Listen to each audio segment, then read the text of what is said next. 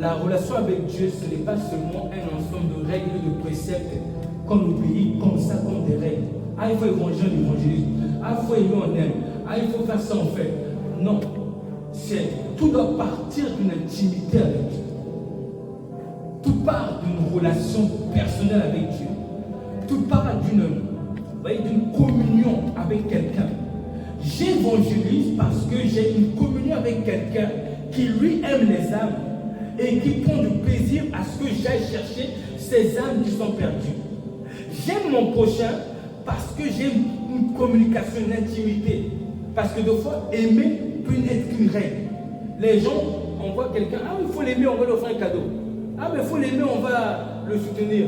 Mais des fois, la personne que vous voulez offrir un cadeau, Dieu ne veut pas que vous lui offrez un cadeau. Oui. Des fois, la personne qui est en face, qui est là, Dieu, la personne, un exemple, quand elle a besoin de, elle vous dit qu'elle a besoin de manger, elle vous fait de la mendicité, n'est-ce pas? Et la règle d'amour veut qu'on l'assiste, n'est-ce pas? Et on va se précipiter de fois aller assister quelqu'un, alors qu'en réalité, au fond, c'est un charlatan. Parce qu'on n'a pas l'intimité. Pour que Dieu nous ouvre les yeux pour voir que ce n'est pas lui. Ce n'est pas cette personne qu'il faut donner. C'est plutôt à terre. Donc, j'essaie de dire que aimer, oui, pardonner, c'est un devoir. Être droit, oui. Pratiquer la justice, oui.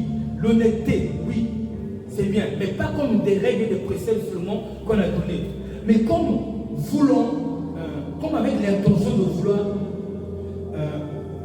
perfectionner une relation intime avec quelqu'un. C'est dans ce sens-là. Parce que sinon, on va se retrouver à faire ce qu'on appelle des bonnes œuvres. Parce qu'il faut faire des bonnes œuvres. D'ailleurs, les incroyants font des bonnes œuvres. Beaucoup d'incroyants font des bonnes œuvres. Des œuvres de charité, ils jouent des orphelinats. Pas à cause de Jésus. Parce qu'ils ont de l'humanité en eux, ils ont envie de faire du bien à quelqu'un, et c'est bien. Et il y en a qui ils sont assis dans un bus, ils aident une femme âgée à monter ou à descendre. Beaucoup de gens font de bonnes œuvres. Et les musulmans sont champions dans les bonnes œuvres aussi. Alors ça pourrait être les chrétiens, bien sûr, une vraie lettre. Alors, bonne œuvre, c'est bien. Mais tout doit partir d'une intimité, d'une relation avec Dieu, d'un désir de lui être agréable. Ça doit être vraiment, ça doit être comme ça. Dieu veut que je lui sois agréable. Comment je veux lui être agréable? Je veux l'être parce que je l'aime. Je veux réjouir le cœur de Dieu. Alors, si je suis marié, je serai un bon mari parce que je veux réjouir le cœur de mon Dieu. Si je suis marié, je serai une bonne femme, une épouse anticipatrice qui prend soin de mon mari, qui prend soin des enfants, qui s'occupe de la maison, un mari qui est attentionné, qui est intelligent, qui est bon, qui s'investit pour l'amélioration de la vie de sa femme et de ses enfants. Tout ça, ça doit partir d'un désir de vouloir amener à l'évolution ma relation avec Dieu. C'est ça en fait cette intimité. C'est ça l'intimité avec Dieu. Parce qu'il y a des femmes qui s'occupent très bien de leur mari. Pas à cause de Dieu. Parce qu'elles aiment son mari. C'est tout. Il y a des hommes qui s'occupent de leur femme. Parce qu'ils aiment seulement. Parce qu'ils ont de l'affection pour cette femme. Mais ce n'est pas Dieu qui est le bénéficiaire de leurs actions.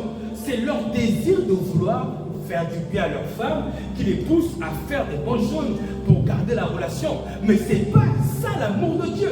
Ce n'est pas ce que Dieu veut. C'est bien. Mais c'est pas ainsi que Dieu... c'est pas ainsi qu'on perfectionne la relation avec Dieu. C'est pas comme ça que Dieu va se sentir aimé. Dieu se sent aimé quand je fais des actions justes, droites et bonnes, que ce soit dans la maison, dans l'église, dans le mariage, avec l'intention de chercher sa joie à lui. Donc si nous faisons des choses bonnes pour Dieu, sans avoir l'intention de chercher la joie de Dieu, si on le fait juste parce que c'est un protocole, c'est une habitude, c'est pas les choses. Je n'ai pas dit que c'est mauvais, mais c'est pas parfait pour Dieu. C'est pas ainsi que Dieu va dire, comme il a dit dans Jacques 2,5. Dieu n'a-t-il pas choisi les pauvres du monde pour qu'ils soient riches dans la foi et héritiers du royaume qu'il a réservé à ceux qui l'aiment. Dieu ne se sent pas aimé comme ça. Il a dit aussi dans Jacques 1,8, 1 Jean 1,12, heureux celui qui supporte patiemment la tentation, car après avoir été éprouvé, il recevra couronne de vie que le Seigneur a prévue pour ceux qui l'aiment. Ceux qui l'aiment. Donc ce n'est pas parce que tu aimes ta femme, parce que la Bible le dit que tu aimes Dieu. Pas parce que tu prends soin de tes enfants. Pas parce que tu prends soin même de ton église, tu prends soin de quelqu'un, tu fais des choses bien, parce qu'il faut le faire, que ça réjouit le cœur de Dieu. Ce qui réjouit le cœur de Dieu, c'est tout ce que tu fais avec l'intention de lui faire du bien, de procurer sa joie, de chercher son bonheur. C'est de cette intimité que je parle. C'est cette intimité qui me pousse à dire à mon Dieu que j'aime ces paroles d'action de grâce, parce que je sais qu'il les aime. C'est cette intimité qui me pousse, qui me dit non, mon Dieu aime ça. Et moi j'aime lui dire ça. Alors je l'aime, alors je vais le faire avec joie. Mais c'est pas où on arrive, allez, à ton tour, dis des paroles d'action de grâce. Quand tu dis Seigneur je t'aime, tu répètes des paroles que tu ne penses pas. Tu prends les autres paroles. C'est pas ça. Et c'est bien de le faire comme quelqu'un qui s'efforce, comme dit la Bible. Efforcez-vous, n'est-ce pas? Efforcez-vous car beaucoup essaieront, ne le pourront pas. Jésus a dit efforcez-vous, n'est-ce pas? Non. Donc c'est bien de le faire si c'est déjà un effort. Mais ce n'est pas parfait. Il faut atteindre l'excellence, le faire avec une intention de vouloir plaire à Dieu. Donc, qu'est-ce que je veux dire par là? Enfant de Dieu et chrétien. Dieu de les cieux. Dieu a dit que tu aimeras le Seigneur de tout ton cœur, toute ton âme, toute ta force. Et dit comme ça c'est un commandement, c'est un ordre, n'est-ce pas? Donc on a l'ordre d'aimer Dieu. Mais Dieu ne veut pas qu'on le fasse que parce que c'est un ordre. Le vrai amour, ce n'est pas quand tu aimes parce que c'est un ordre seulement. C'est quand tu aimes aussi parce que tu as envie d'aimer. C'est ça l'amour. Je t'aime parce que je t'aime. Pas je t'aime parce que je dois. Je dois aussi t'aimer parce que je dois. Mais le plus important pour Dieu, c'est que je l'aime. Parce que je l'aime. Je fasse ce qui est droit. Parce que je l'aime. Je recherche la justice. Parce que je l'aime. Pourquoi? Parce que sinon, si nous avons l'habitude de faire des bonnes choses, je ne dis pas que c'est mal, c'est bien. Le paiement, c'est de ne même pas faire des choses droites, c'est pas bon. Mais si en tant qu'enfant de Dieu, on a l'habitude de poser des bonnes actions par protocole, parce que il faut le faire, c'est pas parfait. C'est pas atteindre la perfection de la communion avec Dieu. Il faut développer une vie intime avec Dieu dans laquelle votre amour pour Dieu prend de la croissance et c'est votre amour pour Dieu qui vous pousse à poser toute action de justice que vous faites pour Dieu. Et c'est ce que David avait dit. Toucherai-je à loin de l'Éternel? Je ne toucherai pas à loin de l'Éternel en parlant de Saül. Donc il se rappelle, lui c'est loin de l'Éternel. Il met l'Éternel dedans. Il dit pour l'Éternel je ne ferai pas ça. C'est aussi ce que Joseph a fait. Pour l'Éternel je ne tomberai pas dans l'impudicité avec la femme de Potiphar. Mon frère, ma soeur, j'essaie de nous amener à être ces chrétiens qui posons beaucoup d'actions justes parce que Dieu aime celui qui pratique la justice. C'est vrai que quand on est fils dans une famille, les parents nous apprennent à pratiquer la justice, le respect des aînés, prendre soin de sa mère, aider, être honnête, être droit. Les parents nous apprennent. Et la Bible dit, enseigne à l'enfant la voie droite, quand il sera grand, il ne s'en détournera pas, n'est-ce pas, non? C'est bien. Mais une fois que l'enfant a appris ces choses, ce que Dieu veut, c'est que ça vienne du fond de son cœur. Ça vienne du fond du cœur. On peut commencer à faire des choses bien parce qu'on veut imiter un pasteur ou un frère. Mais Dieu préfère que ça vienne du cœur. Il faut rechercher l'intimité avec Dieu. Sinon, si vous avez les habitudes protocolaires de faire des choses bien, puisque vous faites les choses bien, que parce que c'est un protocole, une habitude, eh bien, le jour où vous vous trouvez dans une autre situation, vous ne ferez pas les choses bien, parce que les choses bien que vous faisiez avant, ce n'était pas protocole. Or, quand vous faites les choses par intimité, quoi que ce soit que vous posez comme action, ça vient toujours de l'intimité. Du coup, vous pratiquerez toujours la justice. Pas juste un peu, pas juste un peu. Vous pratiquerez toujours l'honnêteté. vous pratiquerez toujours la vérité. Vous pratiquerez toujours la fidélité, la loyauté, l'humilité. Ça sera toujours. Parce qu'il y a une semence qui vous motorise en fait. Cette semence, c'est votre intimité avec Dieu. L'intimité est très importante. Très très importante. Pourquoi nous, dans notre assemblée, nous ne demandons pas l'argent aux gens? Nous ne demandons pas l'argent aux gens. Nous ne disons pas aux gens, oui, la dîme ou tout ça. Non. Chacun donne comme il a résolu. Pourquoi? Parce que dans notre cœur, nous ne voulons pas que quelqu'un donne malgré lui. Qu'il donne parce que ça vient de son cœur. On ne peut pas amener quelqu'un à s'efforcer de donner en lui proposant, oui, tu seras béni ou non. Si Dieu lui a révélé le besoin de donner, il donne. Si Dieu ne lui a pas révélé, qu'il ne donne pas. Parce qu'on veut que ça vienne de son intimité. Nous voulons développer l'intimité des gens avec Dieu. On ne veut pas de l'argent de quelqu'un qui ne savait pas son intimité. On n'en veut pas, on n'en veut pas. Tu peux garder ça. Va acheter les couches de ton bébé, va t'occuper de ta femme, ramène en voyage, fais ce que tu veux. Mais il faut que ça vienne de ton intimité. Si ce n'est pas ton intimité, garde ça, va t'occuper de tes enfants. Va t'occuper de tes enfants. L'intimité est plus importante. L'intimité. Quand nous sommes vraiment un intime de Dieu. Un intime de Dieu. La justice, on la pratiquera tout le temps. L'honnêteté, la vérité. S'il arrive qu'on dira, oula, comment c'est? Notre intimité nous dira, hé, tu vas faire ça à ton ami?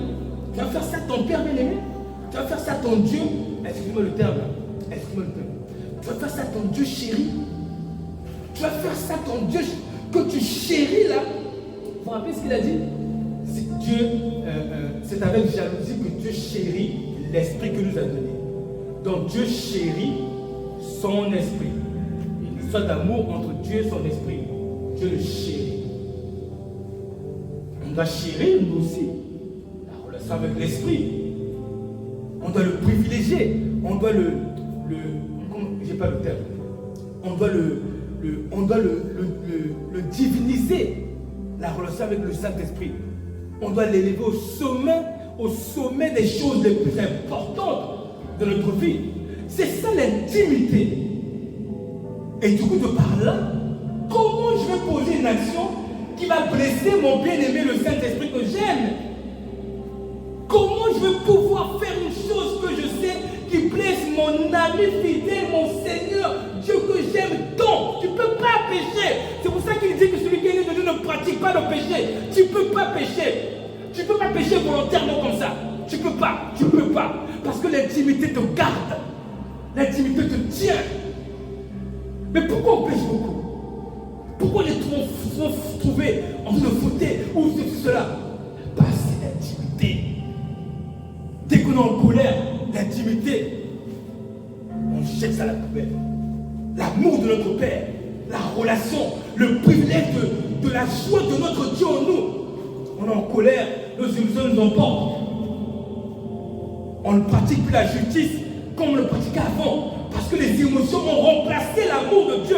La colère a remplacé l'amour, la grandeur de Dieu. Il n'y a pas assez d'intimité. L'intimité, est-ce qu'on l'aime vraiment? Toutes les questions de ça. Est-ce qu'on le chérit vraiment? Le Saint-Esprit. Quand on aime, on ne déçoit pas. On dit l'amour ne fait pas du mal à son prochain. On le retourne sur Dieu. L'amour ne fait pas du mal à Dieu. On aime Dieu, on ne fait pas du mal. On aime Dieu, on ne le blesse pas.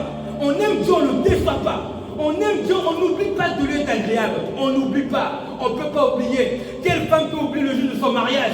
Quelle femme peut oublier? On aime Dieu, on ne le déçoit pas. Alors quand on déçoit Dieu, quand on sait qu'on déçoit Dieu régulièrement, il y a un problème avec l'intimité. Il y a un problème avec l'intimité. Il faut travailler sur l'intimité.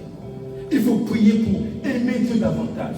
Il faut prier Dieu. Il faut passer du temps dans l'intimité. Il faut chercher à Dieu.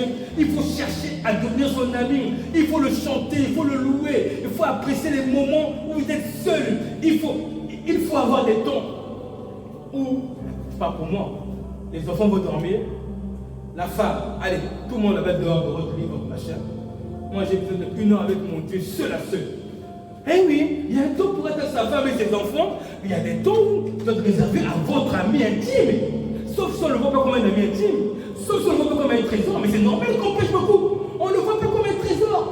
On ne le voit pas tout le temps comme un trésor. C'est un trésor. Mais visiblement, le niveau de croissance de nos fautes, de nos erreurs, de nos péchés, révèle qu'il n'est pas un si grand trésor que ça. Il est de temps en temps un trésor. Et ainsi on se garde. Mais la multitude des fautes, des erreurs que nous faisons, révèle qu'il n'est pas vraiment ce trésor. Parce qu'il a dit dans 2 Timothée 2,19, le Seigneur connaît ceux qui lui appartiennent. Quiconque invoque le nom du Seigneur qui s'éloigne de l'iniquité. Il déteste l'iniquité. Il déteste l'iniquité. Même s'il est venu mourir pour les pécheurs, même s'il nous a tous justifiés, même s'il est indulgent, il est bon, il est l'ami des pécheurs, des gens de mauvaise vie. Mais il a dit, celui qui est de Dieu ne pêche pas. Il a dit, si quelqu'un me suit, il ne marchera pas dans les ténèbres. Si quelqu'un me suit, c'est Jean 8,12, il ne marchera pas dans les ténèbres. Si quelqu'un est intime avec moi, si quelqu'un a une poursuite avec moi, si quelqu'un m'a tort même, si quelqu'un demeure auprès de moi, il est mon intime, c'est-à-dire que lui, il monte auprès du Père pour intercéder. Lui, quand Dieu pleure, il est là. Lui, quand Dieu souffle, il est là. Quand Dieu donne la joie, il est là. Donc, si quelqu'un me suit, la Bible dit qu'il ne marchera pas dans les ténèbres. Donc, il ne pêchera point. Parce que c'est un intime. Est-ce que nous sommes les intimes? Quel est le niveau de notre intimité avec Dieu? C'est la relation avec nos prochains qui le disent. Quel est le niveau de notre intimité avec Dieu? Alors, je vais encourager quelqu'un à dire, va développer ton intimité. Va travailler ton intimité avec Dieu. Parce que toi-même, tu te connais. La multitude de tes fautes, de tes folies révèlent que ton intimité avec Dieu est encore à perfectionner. Il a dit, vous êtes mes amis si vous faites ce que je vous commande. Et lui, donc, lui vous installe dans le niveau où il vous voit, pas seulement comme des fils, des serviteurs, mais des amis, quand vous faites ce que vous lui commandez. Mais qui fait ce qu'il commande à chaque fois? C'est un intime vraiment fidèle et sincère au fond de son cœur. Et si il se trouve peut-être que nous ne sommes pas encore matures, et nos folies sont encore évidentes. Des fois, on peut être intime et nos folies sont évidentes. Pourquoi? Ou comment? Parce que nous sommes en train de crier à Dieu, à cause de l'intimité, crier à Dieu qui nous débarrasse de nos folies. Les folies sont là, les quelques erreurs sont là, mais on voit qu'on n'est pas encore perfectionné. Mais les intimes qui ont encore des folies visibles, les vrais, ils sont constamment en train de pleurer Dieu pour que Dieu change leur vie. Ah oui, c'est pas au bout de 4 ans de foi que vous arrivez, vous pratiquez la justice, vous prêchez l'humilité que vous vivez, vous prêchez l'honnêteté que vous vivez, vous prêchez l'amour de la vérité que vous vivez, vous prêchez l'humilité de la vérité que vous vivez, vous prêchez la fidélité, la droiture, la sainteté, la crainte de Dieu, le respect des aînés. C'est pas au bout de 4 ans que vous prêchez ces choses-là tout en les vivant. Ah non, c'est au bout de 4 ans. Il faut du temps. Donc ça veut dire que il y a des intimes qui sont en route de devenir parfaits dans leur foi. Mais ces intimes-là, ils pleurent Dieu constamment pour lui être agréable. Ils pleurent Dieu. Dieu les reconnaît parce qu'ils pleurent tout le temps. Ils pleurent. Seigneur, je veux. Ils pleurent. Ils ont des larmes qui coulent dans leur cœur. Leur obsession première, c'est être agréable à Dieu. C'est leur obsession première. Si tu vois que tu n'as pas cette obsession première, je dis que ce soit une obsession d'être agréable à Dieu. Pas encore vraiment un intime. Il faut aller chercher cette intimité.